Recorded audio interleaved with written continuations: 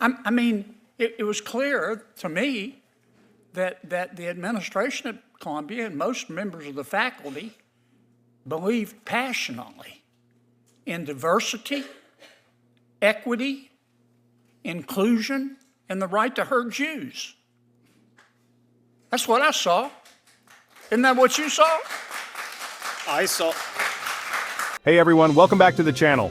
Today we're diving into a fiery exchange on Capitol Hill where Senator John Kennedy took on key witnesses in a judiciary hearing about rising anti-Semitism. This was intense. You don't want to miss it. Now, let's get into it. Did I understand you to testify that anti-Semitism is worse under the Trump administration? Well, I'll tell you that anti-Semitism has been rising, especially since the 2017 but has the Trump Charlottesville administration attack. caused that? Is that your testimony? I wouldn't say the Trump administration has caused anti-Semitism. Has there been an increase since Trump has entered office? Yes. Do you see a causal connection there? Yes. Why? Trump has highlighted and platformed neo-Nazis and white supremacists. Okay. Mr. I can't see that far.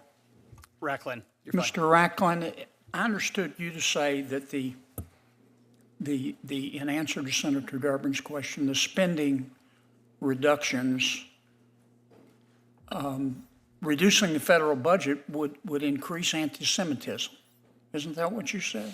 No, I did not. I said that the constant threats to cut money to the Office for Civil Rights and the Department of Education prevents the federal government from adequately investigating anti-Semitism and other hate crimes on college campuses. So you think one way to stop anti-Semitism is to give people more money? Is that right? I think one of the ways is to actually fund people that are actually designed to investigate anti-Semitism on college campuses. What's there to investigate? We see it.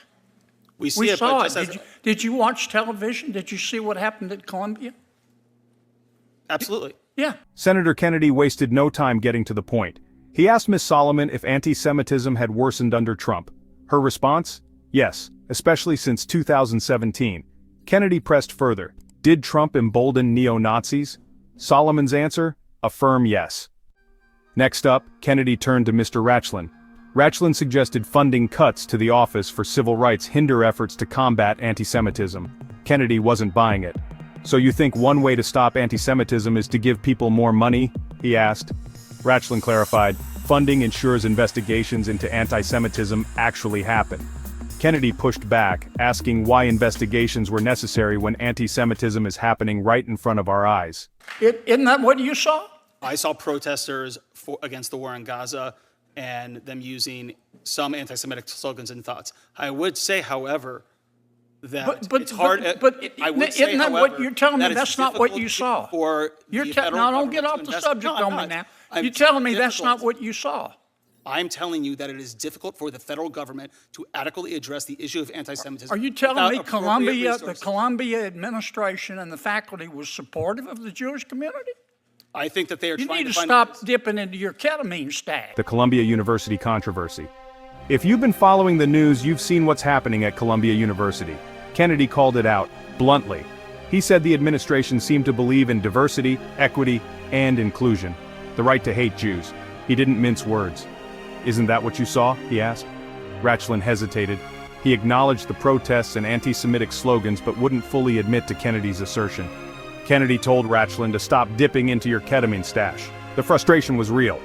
He reminded everyone that Columbia has a history of discriminating against Jewish students. It wasn't just Columbia. It was Berkeley, UCLA, Barnard, and others. But it looks like the administration was teaching kids you got to pick a side. You either have to hate Jews or you have to be for Hamas. You can't be. There's no middle ground. Tell me what you saw. You've written a book about it. Maybe Mr. Rachlin ought to read it. Just because we are testifying, I wrote a chapter in the anthology Young Zionist Voices about what's happening on college campuses, and my book is coming soon, so. Can you support Palestinians without hating Jews? Then came a crucial moment. Kennedy asked Miss Cojab, can you feel compassion for Palestinians without hating Jews? Her response?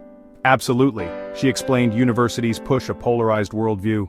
She prays every night for both Jews and Palestinians. She prays for leaders who care about their safety. She called out Hamas for calling destruction a victory. A society that says that you can commit violent acts based on your ideology because your ideology is correct is a society that's eroding, and that's what I see on college campuses. Now, you asked if I could feel Palestinian peoplehood, right? If I could feel compassion for the Palestinian people. Absolutely. And every night when I go to bed, yes, I pray for the Jewish people, but I also pray for the Palestinian people, for God to send them leaders that actually care more about their safety. Leaders that put their people's safety in order to propel an ideology at risk aren't leaders. If you look at Hamas, they tout what happened after October 7th up until this day as a victory. How can you lie in rubble after thousands of your people have died and call that a victory? So what I see that has to happen on college campuses is de-radicalization. This hearing exposed so much about our universities today. Kennedy's blunt approach made it impossible for witnesses to avoid real issues. Is anti-Semitism on campuses out of control? Let me know in the comments below. Don't forget to like and subscribe for more analysis. See you in the next one.